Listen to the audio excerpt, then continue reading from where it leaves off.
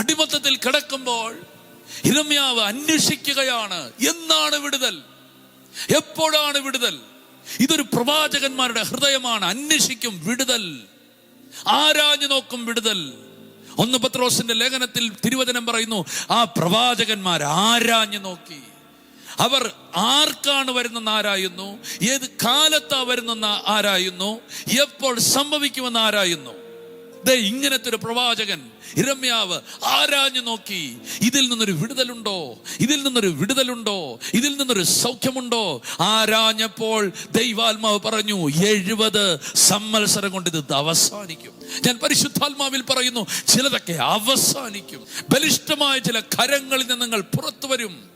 ബലിഷ്ഠമായ ചില സാഹചര്യങ്ങൾ നിങ്ങൾ പുറത്തു വരും.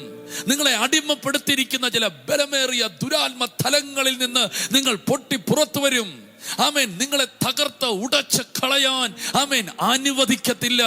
അതിനെ ഞാൻ ഇല്ലായ്മ ചെയ്യും, അതിനെ ഞാൻ തകർക്കും. യേശുവിന്റെ നാമത്തിൽ വർഷങ്ങളായി, നാളുകളായി ആമേൻ ആമേൻ കെട്ടിക്കിടക്കുന്ന ബന്ധനത്തിന്റെ കയറുകൾ പൊട്ടിമാറട്ടെ യേശുവിൻ നാമത്തിൽ.